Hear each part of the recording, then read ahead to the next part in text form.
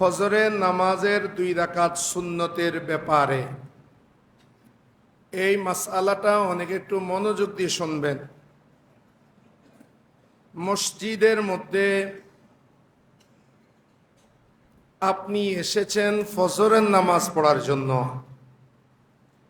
এই অবস্থায় এসে দেখলেন ইমাম সাহেব নামাজ শুরু করে দিয়েছে।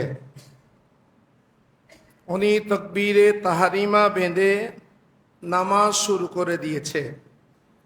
আপনি মসজিদের মধ্যে এসেছেন, মসজিদে এসে এখন আপনি 2 রাকাত সুন্নত আপনি আদায় করেননি। ফজরে 2 রাকাতের সুন্নতের দাম যত সুন্নত আছে সব সুন্নতের উপরে হচ্ছে ফজরের 2 রাকাত সুন্নতের ফজিলত। বলুন না সুবহানাল্লাহ। এটা সুন্নতে মুআক্কাদা, এটা ছাড়া যাবে না। সেই সুন্নতে মুআক্কাদা এখন আমি কি করব? আমি কি ইমাম সাহেবের সাথে যুক্ত হব নাকি জামাতে যুক্ত হয়ে যাব? ইমাম সাহেবের সাথে যদি আমি যুক্ত হই তাহলে আমার ফজরে 2 রাকাত সুন্নত কখন আদায় করব? ফজরে 2 রাকাত সুন্নত আমি কখন আদায় করব? আর যদি আমি ওনার জামাতে শরীক না হই, আমি 2 রাকাত আগে পড়তে পারবো কিনা, পড়লে কিভাবে পড়তে হবে, এই বিধান নিয়ে আমি আপনাদের সামনে আজকে কোরআন ও হাদিসের আলোকে, হাদিস শরীফের আলোকে আমি এই মাসআলার সমাধান দিব ইনশাআল্লাহ। সেই জন্য আমি আপনাদের সামনে 2টি কিতাব, একটা হচ্ছে বুখারী শরীফ আর একটা হচ্ছে তাহাবি শরীফ। তাহাবি শরীফ এই 2টি হাদিস সামনে নিয়ে এই মাসআলা বলবো। এটা আমি কেন বলছি? এই জন্য বলছি, আমাদের অনেক ভাইকে দেখা যায়, আমাদের 2-1 ভাই আছেন, ওরা নিজেদেরকে বাংলা শিক্ষায় ইন্টারনেট ইত্যাদির মধ্যে দেখে ওরা জুমার বক্তব্য শোনেন না। ওরা নিজেদেরকে মনে করেন ওনারা হচ্ছেন বাহরুল উলুম, এবং ওনার ঘরনার যারা আছে ওই ডক্টর সাহেব, প্রক্টর সাহেব যা বলেন ওটার উপরে ওনাদের সহি ইমান আকিদা। আর অন্যদের বলেন যে ওনারা কোনো মোল্লারা মাসলা মাসাইল জানে না। এটা কেমনে বুঝলাম? ফজরের নামাজ পড়ার পরে কয়েকজন ভাই দেখি যে তাড়াতাড়ি আবার ফজর নামাজ শেষ করে আবার মানা করা সত্ত্বেও আবার 2 রাকাত নামাজ, সুন্নত নামাজ তারা সূর্য উদয়ের আগে পড়েন। মানা করার পরে 2-1 মানেন না, 2-1 অনেকেই মানেন, কিন্তু 2-1 মানেন না। 2-1 হচ্ছে তারা যাদের নামাজ আমাদের থেকে আলাদা, যাদের নামাজের ঢং আলাদা। তাদেরকে বলবো, আপনি কোরআন সুন্নাহ ইলমে ফিক মানুন, বক্তা নয়। বুখারীতে কি আছে, আমাদের তাহাবিতে কি আছে, সিহাহ ইত্যাদি আছে, সেটা মানবেন। আপনারাই তো বলেন ব্যক্তি পূজা নয়, পীর মুরিদি বর্জন করি, কোরআন সুন্নাহর জীবন করি। সুন্দর কথা বলেছেন। পীর মুরিদি কেন আগে কোরআন সুন্নাহতে আসেন, দেখি আমরা এই মাসআলা সমাধান কি হয়, এটা আমরা দেখি।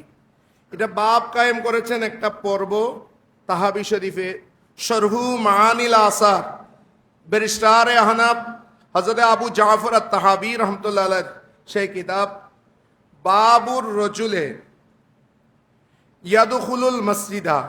ওই ব্যক্তি সম্বন্ধে এই বাব, যেই ব্যক্তি মসজিদের মধ্যে প্রবেশ করেছে, ওয়াল ইমামু ফি সালাতিল ফজরে, ইমাম সাহেব উনি সালাতুল ফজর নামাজ পড়ছেন, শুরু করে দিয়েছেন। ওয়ালাম ইয়াকুন রাকা, কিন্তু যেই ব্যক্তি মসজিদের মধ্যে প্রবেশ করেছে সেই ব্যক্তি ওই 2 রাকাত নামাজ আদায় করেননি, 2 রাকাত সুন্নত। আয়ার কাউ আও লা ইয়ার কাউ, সেই কি 2 রাকাত নামাজ আগে পড়বে নাকি পড়বে না, এই হলো বাপ। এখানের মধ্যে 2টা ফরিক হলো। এক ফরিক বলল যে যখন ফরজের নিয়ত হয়ে যাবে একামত যখন হয়ে যাবে তখন আর কোনো সুন্নত পড়া যাবে না, শুধু ফরজই পড়তে হবে, ফরজ পড়তে হবে। কিন্তু আরেক দল বলল না, এটা ফরজের অন্য অন্য নামাজের ক্ষেত্রে, ফজর নামাজের ক্ষেত্রের মধ্যে এখানের মধ্যে শিথিলতা আছে। সেটা কি? সেটা শিথিলতা হচ্ছে, আগে যিনি মসজিদে প্রবেশ করবেন উনি চিন্তা করবেন যে আমি 2 রাকাত সুন্নত যদি আদায় করি তাহলে জামাত আমি পাবো কিনা, অন্তত দ্বিতীয় রাকাতটাও আমি পাবো কিনা। যদি উনি দেখলেন যে না, আমি 2 রাকাত সুন্নত যদি আমি আদায় করি তাহলে আমি ওই জামাতের মধ্যে শরীক হতে পারবো, তাহলে মসজিদের এক কোণায় পেছনের অংশে মসজিদের বারান্দায় অথবা একতলায়, জামাত হচ্ছে 2 তলায়, নামাজ আদায় করে উনি ফরজের মধ্যে শরীক হবেন। তাহলে ওনার 2 রাকাত সুন্নত আদায় হয়ে গেল, ইমাম সাহেবের সাথে জামাতও আদায় হয়ে গেল। আর যদি দেখেন উনি 2 রাকাত নামাজ সুন্নত পড়তে গেলে ইমাম সাহেবের জামাত শেষ হয়ে যাবে, সেই ক্ষেত্রে উনি 2 রাকাত সুন্নতটা এখন পড়বেন না, উনি জামাতের মধ্যে শরীক হয়ে যাবেন। এখন জামাত শেষ করার পর ওনার তো 2 রাকাত সুন্নত বাকি, কি করবেন? উনি সেই অবস্থার মধ্যে বসে থাকবেন, বসে তসবিহ, তাহালিল, কোরআন শরীফ ইত্যাদি পড়বেন। যখন সূর্য উদিত হবে তখন তিনি 2 রাকাত ওই সুন্নত যেটা ফজর নামাজে পড়তে পারেননি সেটা উনি আদায় করবেন। এটা হলো শরীয়তের মাসআলা। এটা হলো শুধু ফরজের ক্ষেত্রে, যে ব্যাপারে ইমাম আবু হানিফা, ইমাম মুহাম্মদ, ইমাম শাফি, ইমাম আবু ইউসুফ, ইমাম আউজাঈ, ইমাম ইব্রাহিম, ইমাম সুফিয়ান সৌরি ওনারা এই মত পেশ করেছেন। আর একদল বলেন যে না, যখন একামত হয়ে গেছে ফরজের মধ্যে তারা শরীক হবে। তো যারা বলেছে একামত হয়ে গেলে ফরজের মধ্যে শরীক হতে হবে তাদেরও তো দলিল আছে, এটা আমার হাদিস শরীফের আলোকে আমাকে ব্যাখ্যা করতে হবে। তাদের দলিলটা কি? দলিলটা হলো আন আবি হুরায়রাতা আনিন নবী সাল্লাল্লাহু আলাইহি ওয়াসাল্লাম, হযরতে আবু হুরায়রা রাসূল খুদা সাল্লাল্লাহু আলাইহি ওয়াসাল্লাম থেকে ইরশাদ করেন, ক্বালা ইদা উকিমাতিস সালাতু, যখন নামাজের একামত দেওয়া হয়, যখন নামাজের একামত দেওয়া হবে, ফালা সালাতা ইল্লাল মাকতুবা, তখন ফরজ নামাজ ছাড়া আর কোনো নামাজ নাই। এই হাদিস শরীফ বর্ণিত হয়েছে। তাহলে এখান থেকে স্পষ্ট হাদিস, একটা হাদিস আমি পড়লাম, তাহলে আমি হাদিস যেহেতু একটা পড়ছি বাংলা বইয়ের মধ্যে, আমি পেয়ে গেলাম যখন একামত হয়ে যাবে ফরজ ছাড়া আর কোনো সুন্নত নাই, একটা পড়লে এক হাদিস। আরেক হাদিসের মধ্যে হযরতে মালিক ইবনে বুহাইনা উনি আন্নাহু ক্বালা উকিমাত সালাতুল ফজর, সালাতে ফজরের একামত দেওয়া হয়েছে। হযরতে বুহাইনা উনি রাকাতের ভিতরে 2 রাকাত নামাজ পড়লেন। রাসূল খুদা সাল্লাল্লাহু আলাইহি ওয়াসাল্লাম তার কাছে আসলেন এবং তার চারপাশে সাহাবায়ে কেরাম তাকে ঘিরে ধরল এবং রাসূল বলেন, আতুসাল্লিহা আরবান, আতুসাল্লিহা আরবান, আতুসাল্লিহা আরবান, এইভাবে 3 বার বললেন, তুমি কি ফরজ 4 রাকাত পড়েছো? তুমি কি ফরজ 4 রাকাত পড়েছো? তুমি কি ফরজ 4 রাকাত পড়েছো? তো এখান থেকে বোঝা গেল যে একামত যখন হয়ে যাবে তখন সুন্নতের নিয়ত করা যাবে না। এই 2 হাদিস থেকে এটা বুঝলাম। এখন আসেন আরেক হাদিসে যাই। এই হাদিস থেকে কিভাবে মাসআলা বাইর করে এটা একটু বুঝার জন্য আমি আপনাদেরকে একটু, যারা শিক্ষিত মানুষ একটু খেয়াল করবেন, সব হাদিস আমাদেরকে পড়তে হবে। তারপরে সেই জন্য আপনাদেরকে বলে সরাসরি হাদিসের বলে সাধারণ মানুষ আমল করবেন না, সাধারণ মানুষ আমল করবেন যে এলমে ফিকের উপরে। কারণ সব হাদিস সামনে এনে তারা সেখান থেকে ফিকহ ইস্তেনবাত করেছেন, সেখান থেকে মাসালা এনেছেন। আগে সব হাদিস তারা জেনেছেন। আমরা হাদিস কয়টা জানি? আমি তো দিন রাত হাদিস নিয়ে আসি, তবে আমি কয়টা জানি? আমি তো সব হাদিস জানি না। তাহলে সব হাদিস জানতে হবে। এখন আসলে আরেকটা হাদিসে যাই। قال أخبرنا الحسين بن واقد قال حدثنا يزيد النحوي عن أبي ميجلاس قال دخلت المسجد। এবার খেয়াল করুন, উনি বলেন আমি মসজিদের মধ্যে প্রবেশ করছি। হযরতে আবু মিজলাস রাদিয়াল্লাহু তাআলা قال دخلت المسجد, আমি মসজিদের মধ্যে প্রবেশ করেছি। ফি সলাতিল গাদাতি, ফি সলাতিল গাদাতি, আমি ফজরের, গদাত মানে ফজরের নামাজ, আমি মসজিদে প্রবেশ করছি। তা আমার সাথে কে ছিল?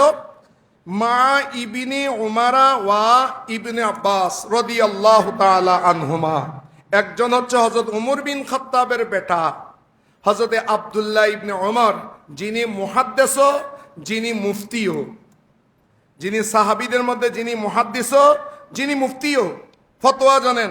আরেকজন হচ্ছে রাইসুল মুফাসসিরিন হযরতে আব্দুল্লাহ ইবনে আব্বাস, আমার রসুলের আপন চাচাতো ভাই, যিনি হচ্ছেন রাইসুল মুফাসসিরিন, মুফাসসির কুলের হেড। এই দুইজন আমার সাথে আছে। ওয়াল ইমামু ইউসাল্লি, ইমাম সাহেব ফরজের নামাজ পড়াচ্ছেন। ফজর নামাজ উনি ফরজটা পড়ছেন, ইমাম সাহেব জামাত শুরু করে দিয়েছেন। তখনকার সময়ে যে রসুল খুদা সাল্লাল্লাহু আলাইহি ওয়াসাল্লামের জমায় সাহাবায়ে কেরাম, আল্লাহর নবী ফজরের নামাজ পড়াতেন প্রত্যেক রাকাতে 60 আয়াত থেকে 100 আয়াত, 60 আয়াত থেকে 100 আয়াত। কোন কোন সাহাবী পড়তেন যে প্রথম রাকাতের মধ্যে সূরা বাকারা, দ্বিতীয় রাকাতের মধ্যে সূরা আলে ইমরান। সূরা বাকারা মানে 3 ফেরা। আমাদের এখানে অনেকের পায়ে ব্যথা হয়ে যায়, আমরা শুধু একটু সূরা আর রহমান যদি অর্ধেকও পড়ি, কত গুঞ্জাইশ। খেয়াল রাখবেন, ওনারা এইভাবে পড়তেন। কেউ পড়তেন 120 আয়াত, প্রথম রাকাতে 120 আয়াত হযরত ওমর বিন খাত্তাব, 120 আয়াত দ্বিতীয় রাকাতে 100 আয়াত। আমরা কয় আয়াত পড়ি? তা আমাদেরকে বলছেন ন্যূনতম যেন 40 আয়াত পড়ি। 40 আয়াত কোথায় পড়েন? আজকে সূরা ইয়াসিন দিয়ে পড়েছি, আমি তো 10 আয়াতও পড়িনি। আর সূরা বাকারার আয়াত আর মুফাসসালের আয়াত এক নয়। সূরা বাকারার এক এক আয়াত আছে আধা পৃষ্ঠা, যেমন আয়াতুল কুরসি আছে 1 আয়াত, এটা পুরো অর্ধেক পৃষ্ঠা চলে গেছে। তো এইভাবে তারা পড়তেন 100 আয়াত থেকে 120 আয়াত, 60 আয়াত অথবা 100 আয়াত, এভাবে পড়তেন। তো ইমাম সাহেব কেরাত শুরু করে দিলেন। আমার সাথে দুইজন মহান হাস্তি, একজন হচ্ছে হযরতে রাইসুল মুফাসসিরিন আব্দুল্লাহ ইবনে আব্বাস, আরেকজন হচ্ছে হযরতে আব্দুল্লাহ ইবনে ওমর। এরা আমাদের থেকে শরীয়ত বেশি বুঝেন, এরা রাসূলুল্লাহর ছাত্র। দুজন সাহাবী প্রবেশ করলেন, ইমাম সাহেব নামাজ পড়ছেন। ফাআম্মা ইবনে ওমর, আব্দুল্লাহ ইবনে ওমর, ফাদাখালা ফিস সফে, তিনি নামাজের সফের মধ্যে দাঁড়িয়ে গেলেন। খুব খেয়াল করবেন, তিনি নামাজের সফের মধ্যে দাঁড়িয়ে গেলেন। ওয়াম্মা ইবনে আব্বাস, আর ইবনে আব্বাস কি করলেন? ফাসাল্লা রাকাতাইন, তিনি 2 রাকাত সুন্নাত আদায় করলেন। কার সাথে? সুম্মা দাখালা মাল ইমাম, 2 রাকাত সুন্নাত আদায় করে আব্দুল্লাহ ইবনে আব্বাস রাইসুল মুফাসসিরিন, উনি ইমাম সাহেবের সাথে যুক্ত হলেন। ফালাম্মা সাল্লামাল ইমামু, যখন ইমাম সাহেব সালাম ফিরিয়েছেন, তাহলে আব্দুল্লাহ ইবনে আব্বাসের হয়ে গেছে 4 রাকাত, কিন্তু আব্দুল্লাহ ইবনে ওমর হয়েছে 2 রাকাত ফরজ, উনি সুন্নত পড়েননি। কাআদা ইবনে ওমর, হযরত আব্দুল্লাহ ইবনে ওমর বসেছিলেন বিমাকানিহি, যেখানে তিনি নামাজ পড়ছেন সে জায়গায় বসেছিলেন। হাত্তা তলাতি শামসু, যখন সূর্য উদিত হয়েছে, ফাকামা ফারাকা রাকাতাইন, তখন তিনি দাঁড়িয়ে গেছেন এবং 2 রাকাত নামাজ আদায় করেছেন। তাহলে একজন সাহাবী নামাজ পড়েছেন, তারপরে জামাত এসেছেন, 4 রাকাত শেষ। আরেকজনে ইমাম সাহেবের সাথে যুক্ত হয়ে ফরজ আদায় করে বসেছিলেন, সূর্য উঠেছে, তারপরে উনি 2 রাকাত আদায় করেছেন। এই দুইজন 2 রকম কেন পড়ছে? এই 2 রকম দুইজন পড়ছে যে উম্মতে মুহাম্মদের উপকারের জন্য। বলুন না সুবহানাল্লাহ। এখন একটা প্রশ্ন আসতে পারে, যারা এই হাদিসটা পড়বেন বলে যে আব্দুল্লাহ ইবনে ওমর হচ্ছে উনি ফরজটাকে গুরুত্ব দিয়েছেন, সুন্নত উনি পড়েন নেই। আর আব্দুল্লাহ ইবনে আব্বাস উনি সুন্নত পড়ে তারপরে এসেছেন। এখানের মধ্যে আমি আব্দুল্লাহ ইবনে ওমরকে বেছে নিলাম, যারা এটা বলবেন হ্যাঁ না এই সুযোগও নেই, কারণ আব্দুল্লাহ ইবনে ওমর অন্য সময়ের মধ্যে নামাজ চলাকালীন উনি 2 রাকাত সুন্নত পড়েছেন। ওটা কোন হাদিসে আছে? আসুন এবার হাদিসে যাই।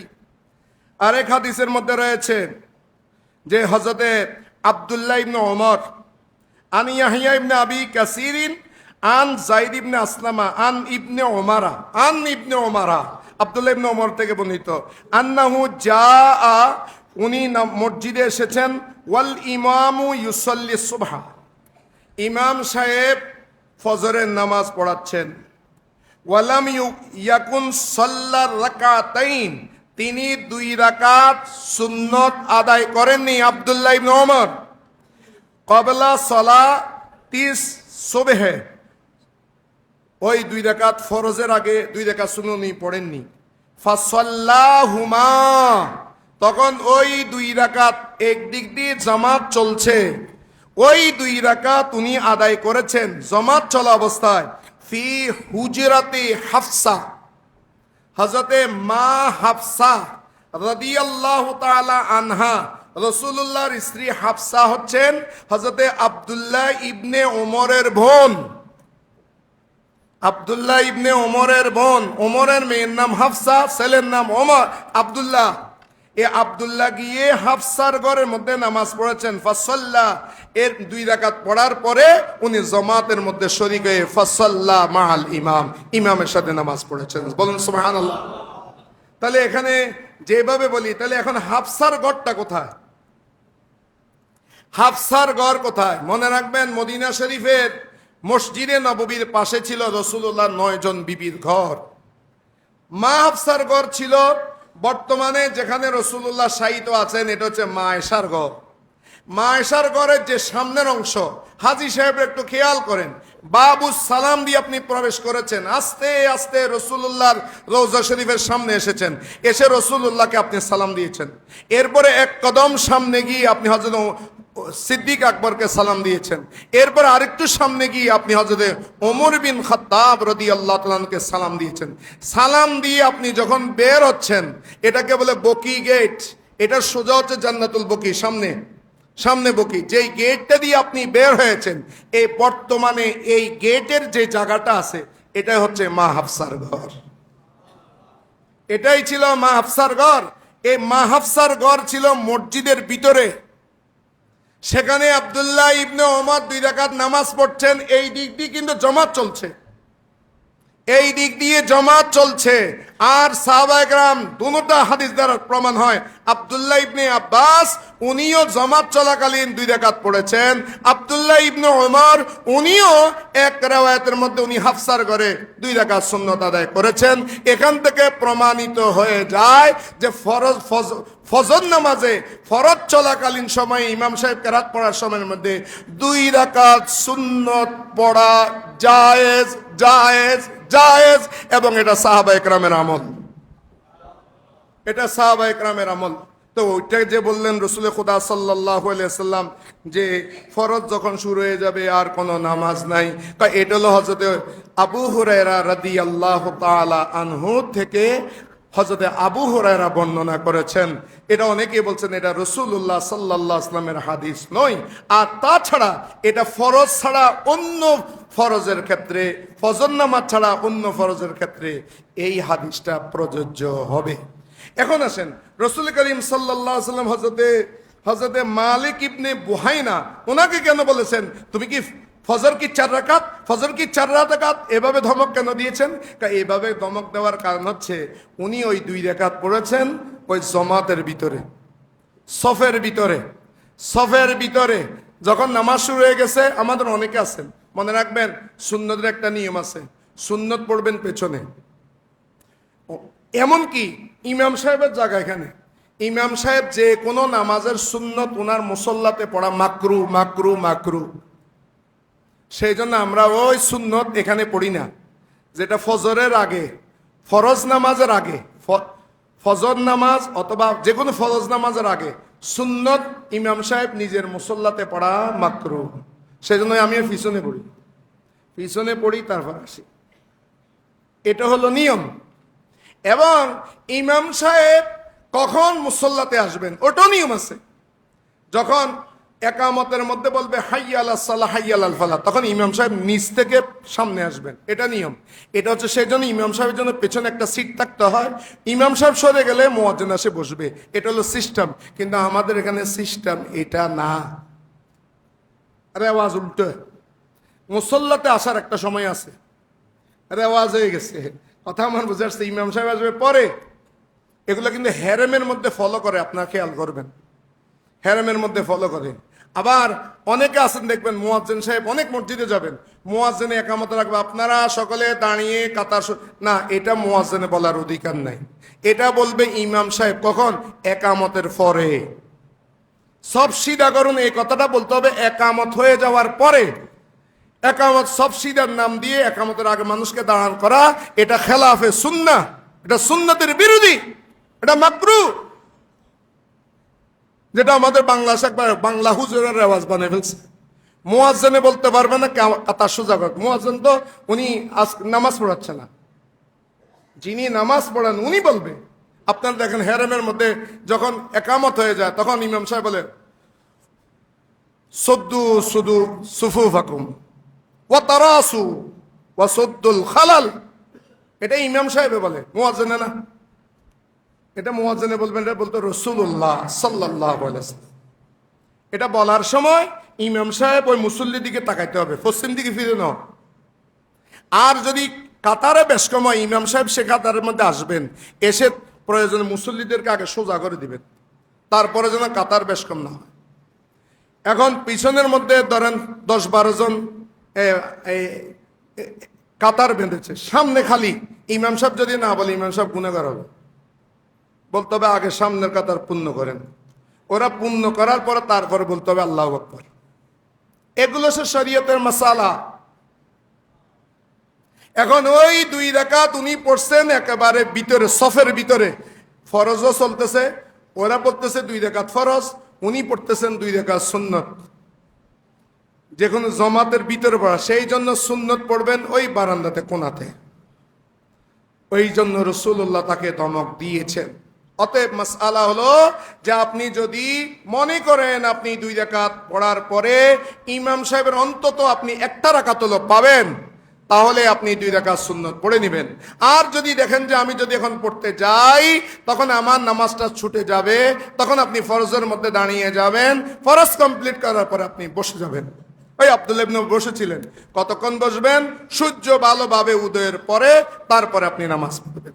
এখানে এই মাসালা বলার পরেও 2-1 জনে বাংলা শিক্ষিত মানে না, আমি বুখারী ছাড়া মানি না। আচ্ছা, বুখারী ছাড়া না মানলে আসেন এবার বুখারী শরীফ, কয়েকটা হাদিস বলতেছে এটার উপরে, একটা দুটো নয়, কয়েকটা হাদিস আছে যে ওই নামাজে ফজর নামাজ ফরজ আদায় হয়ে গেছে, সূর্য উদয়ের আগে নামাজ পড়া মাকরুহে তাহরিমি। যেমন বুখারী শরীফ, বাবু সালাতি বাদাল ফজরে হাত্তা তারতাফিয়া শামস, সূর্য উদয়, বাবু সালাত বাদাল ফজর, ফজরের পরে নামাজ পড়া কখন? হাত্তা তারতাফিয়া শামস, যতক্ষণ না সূর্য উদিত হয়। সূর্য উদয়ের আগে নামাজ পড়া মাকরুহ যদি আপনি ফজরের ফরজ পড়ে ফেলেন। যেমন হাদিস শরীফের মধ্যে রাসূল খুদা সাল্লাল্লাহু আলাইহি ওয়াসাল্লাম উনি বলতেছেন, আন ইবনে আব্বাস ক্বালা শাহিদা ইনদি রিজালুন মারদিয়ুনা ওয়া আরদাহুম ওয়া ইনদি উমারা আন্না নবী সাল্লাল্লাহু আলাইহি ওয়াসাল্লাম নাহা, রাসূল করিম সাল্লাল্লাহু আলাইহি ওয়াসাল্লাম নিষেধ করেছেন আনিস সালাতি বাদা সুবহে, বাদা সুবহে অর্থাৎ ফজর নামাজের ফরজ আপনি আদায় করে ফেলেছেন, হাত্তা তুশরিকা, হাত্তা তাশরুকা, হাত্তা তাশ, বিভিন্ন ইবাদত আছে। ও শামসু, সূর্য ভালোভাবে উদিত হওয়ার আগ পর্যন্ত নামাজ পড়তে রাসূলুল্লাহ নিষেধ করেছেন। রাসূলুল্লাহ নিষেধ করেছেন, আপনার আহলে হাদিসের গুরুয়ে পড়তে বলেছে। মানবেন কোনটা? কোনটা মানবেন? আমাদের ফোলাফাইনে বেশি বুঝে। আরে বেটা, তুই কলেজ ইউনিভার্সিটিতে গেছস, তুই একটা বাংলা পড়ছস আর কি, আর আমরা সারাটা জীবন মাদ্রাসার মধ্যে এগুলো নিয়ে পড়েই আছি। আমরা বুঝি না, তুই বুঝোস কি অবস্থা একটা কারবার। আমি যেটা মানা করি, দুই একটা আসবে, আসে একবার আমার সামনে আসে, এমনি দাঁড়াবো, এটা নিয়ে আমি বলবো হাত কোথায় রাখে। বুখারী শরীফ থেকে বলবো, হাতটা কোথায় বাঁধে আমি বুখারী থেকে বলবো। আগে বলতো যে আমরা বুখারী ছিলাম, এখন যখন বুখারী থেকে আমরা শুরু করছি দলিল দেওয়া, আর বুখারীর কথা বলে না। এখন আমরা আলবানিরে মানি, আবু হানিফাকে মানি না, আমরা নাসিরউদ্দিন আলবানীকে মানি। দেশটা চিন্তা করবা, সাহাবায়ে কেরাম তাবিন, তাবির পরে তাবিন, তাবিনের পরে আইম্মায়ে মুস্তাহিদিন, এদেরকে মানতে হবে। এদের সিলসিলায় যারা দ্বীন ধর্ম ইসলাম এনেছে তারা কিভাবে চলেছে সেভাবে চলো, তখন ইহদিনাস সিরাতাল মুস্তাকিমের উপরে তুমি থাকবে, পথ ভ্রষ্ট হবে না, তাহলে তুমি সঠিক পথের মধ্যে থাকতে পারবা। আর এটার ব্যতিক্রম করবা, নিজে কাবিল হবা, গুমরাহ হয়ে যাবা। আল্লাহ আমাদেরকে বুঝানোর তৌফিক দান করো। ওয়া আখিরু দাওয়ানা আলহামদুলিল্লাহি রাব্বিল আলামিন।